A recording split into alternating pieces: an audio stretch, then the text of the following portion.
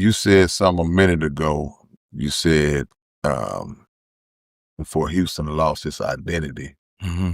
Elaborate on that and tell us, in your opinion, how it happened, how Houston lost its identity. When do you think it first happened and how? First, it came on the breakdown of the radio station because Houston radio was for Houston.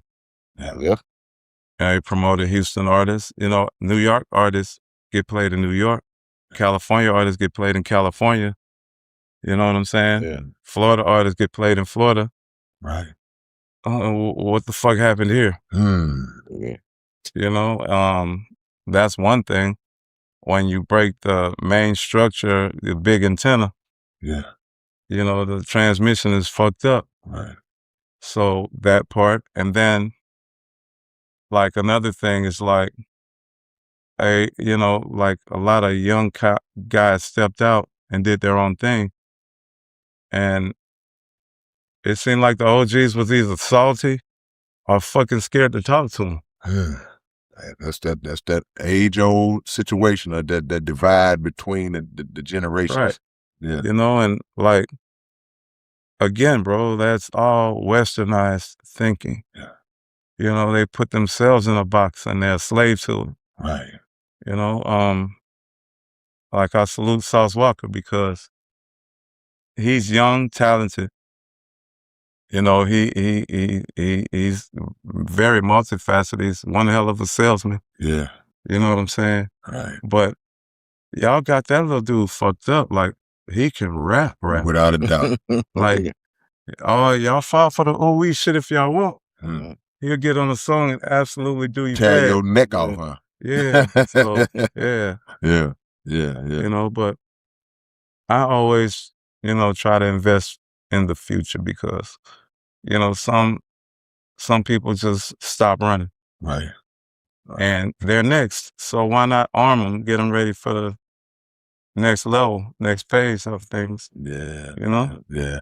I always been one, and people accuse me of being a certain way when I put a lot of the blame on the radio. Mm-hmm. And I say this knowing and understanding that mainstream radio is handcuffed a lot by major labels. It's, you know, it's money being funneled into it where certain things have to be on the plate. I get all that, but I still believe that there's room and there's ways for local radio to there's still even programs for that. Yeah, you're right, to put in a lot of local music. Yeah. And I haven't listened to the radio in years, bro. So I'm really not up on what they play or how much local they play. Yeah. But I remember a time where I remember you hear Ghetto Boys on the radio. Yeah. I remember a lot of Screwed Up Click songs were played on the radio. Yeah. And then I UGK remember UGK, Swisher House. Yeah. So it's like then there was just a cutoff. Yeah. So to where you don't really see and hear that anymore. And I believe if they could do it then, there's no way you can't tell me that it can't be done now. Yeah. And I know, listen, money got a lot to do with it. Even when the independents out here would pay a little something here and there to get on. Yeah. And I don't really knock that, you know, if it's that kind of partnership. But for it to not be really much of anything locally, what that does, it trickles down to the fan base to where now you have so many great artists who the fan base are not even familiar with because the first thing that happens, they say, well, oh man, that's such and such. They're gonna say, what you sing? Because they focus on what's played on the radio. Yeah. So you says, I'll tell you out the window, you're not gonna hear my stuff on the radio. Yeah. But the internet, what do you think the internet has done to kind of level that off, if at all? Or if you might not think it really oversaturated things because now you have an outpour of a bunch of different artists that's trying to vie for that position. Yeah. You know, but, you know, like part two of that question was the DJs. Oh. You know, not giving them a black eye or anything, but, you know, who was the DJ that allowed other guys to come here and put their agenda down? You mean the radio DJ. Right, okay. And then the ones who carry over to the club. Gotcha. I don't think he's saying the club. Yeah. Like New York, you play some shit, they go, man, turn that shit off. Yeah. You don't hear that in Houston. Yeah. You know, we let everybody else come here, make a ton of money, and we could all be doing this the same way if we unify and put a plan together and a strategy. Man, that's crazy. No, I couldn't agree more, man. I couldn't agree more. I just don't believe it's nothing you can do. But these guys, well, I can't. And, you know, greed separates people. Yeah. I think the last person that we had on the radio that was actually breaking people was Michael 5,000 Watts, R.I.P. man. R.I.P. You know, but I think he was actually the last one that was actually on the radio giving new people all the way shot. To this day, all the way up into his time no longer being with us, man. You know, I spoke to Blank just not too long ago about how Watts was still playing. So I talked to somebody last night about how Watts was still send Watts singles, you know, because he rooted in the old law though. Yeah. You know, if you part of this, he was on 102 before that. That's Michael Watts' name long before any of this. He been on the radio, so he part of the old law, and just like a producer like yourself takes pride in how they build a production of a track. Real DJs take pride in breaking new music. Yeah, to be able to say all they want is I was the first one when nobody knew nothing about this till I started. Yeah. Facts. Yeah, so that's the thing I look at. I think that a lot of your songs that people know the song. I don't like the fact that people know the song but they don't know who did it. And I know you're a background guy. Well, we're gonna continuously push that. Come on, Swift. we're gonna continue to. So what if somebody they gave you the reins, they said, man, you in charge of the Houston hip hop culture we gonna give you 3 months. Everything you say goes. Oh my God. What are some of the things that you would do? We gotta implement whatever you say. What are some of the things you would do? First of all, I take the hottest streaming artists here and make sure they get the same type of streams on the radio. Yeah. The ones who work hard and deserve it are going to be the ones that you hear on our radio. Yeah. The hardest working guys. It don't matter if y'all haven't heard of them. We're going to make y'all know them. You feel me?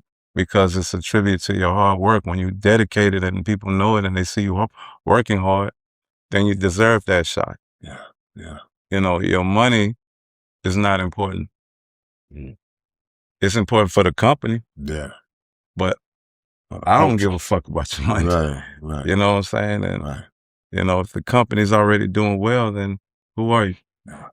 You know? Yeah. So I would like get a lot of artists that's here and replace a lot of that mainstream bullshit, but with awareness, because it's a responsibility. Yeah. You know what I'm saying? Yeah. You got to be talking the right shit. Yeah. You ain't got to be poor righteous teachers. Right, absolutely. But you got to be decent. Yeah. You got to make everybody else understand that we're civilized. You can't be perfect, but you can't be killing people out here. Yeah, you feel me? Be poisoning minds out here at the same time. Yeah. You know what I'm saying? Like, I was having a debate with a female rapper not too long ago. I was like, I don't see where you have a foot to stand on in this era, because all the females around here and around the country, their heroes are hoes. Horse. You know, they're heroes to tell you how to sell some cat, how to finesse somebody.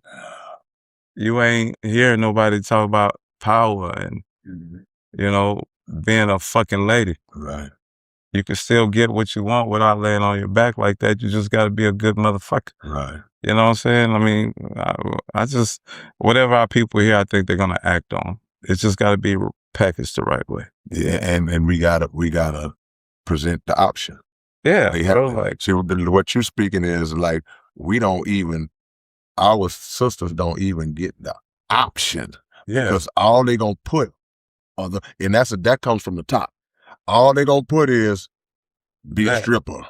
Yep. Go rob this Shake dude that for ass. money. Yeah. So that comes. So if that's all you seeing, them MC Light, Latifah Day, them days is, I won't say over, but they over on the mainstream. This is my approach to that.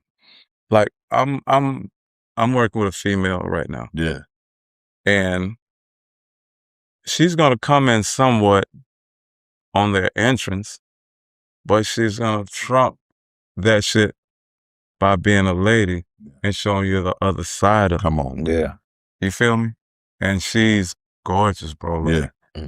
when you see her on stage, you're gonna be like, oh my God. Right. Brother K Reno, look, man, the Underground Dialogue website is back in function. We back in motion, man. If y'all want Underground Dialogue podcast merch, whatever you need, go to undergrounddialogue.com and check us out. And always make sure that every Wednesday night, y'all are checking out the Underground Dialogue podcast right on YouTube, 9 p.m. Central Time. Yeah! What's up, man? It's your big brother, K Reno. And check this out, man. The Underground Dialogue podcast is offering advertising opportunities, man. You can promote your business. You can promote your video, your song, whatever it is that you have, man. Reach out to us if you're interested in promoting on the Underground Dialogue podcast. All you got to do is email us at undergrounddialoguepodcast@gmail.com. Get it.